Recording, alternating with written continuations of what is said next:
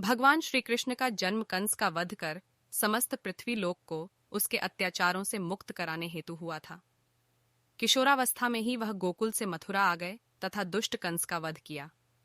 कंस की मृत्यु से दुखी उसके श्वसुर जरासंध ने एक विशाल सेना लेकर मथुरा पर आक्रमण कर दिया।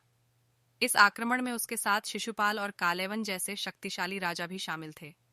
जल्दी ही सेना मथुरा जा पहुंची और मथुरा की राजसभा में कृष्ण तथा बलराम को सेना को सौंपने का संदेश भेजा गया।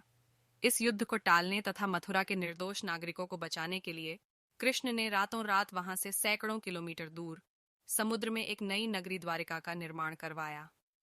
अपनी माया से उन्होंने समस्त नागरिकों, उनके पशुओं तथा संपत्ति को नींद में ही नई नगरी में पहुंचा दिया।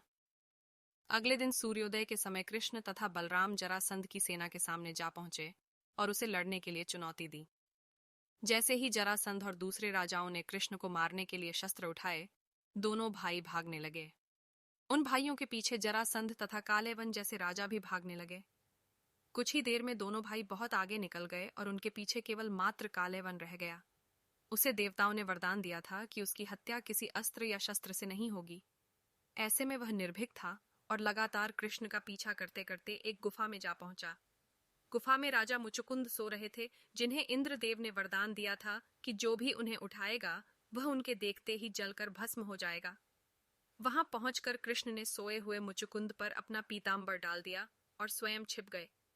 कालेवन भी वहां जा पहुंचा और सोए हुए राजा मुचुकुंद पर पीतांबर देख उन्हें ही कृष्ण समझ बैठा। उसने मुचुकुंद को उठाने के लिए लात मारी, जिसके कारण उनकी निद्रा खुल गई और उनके देखते ही कालेवन वहीं पर जलकर भस्म हो गया। तत्पश्चात कृष्ण ने राजा मुचुकुंद को अपने चतुर्भुज स्वरूप में दर्शन दिए और उन्हें मोक्ष पाने का वरदान दिया। वहीं दूसरी ओर जरासंध और बाकी राजा पूरी तरह से खाली मथुरा देखकर वापस लौट गए।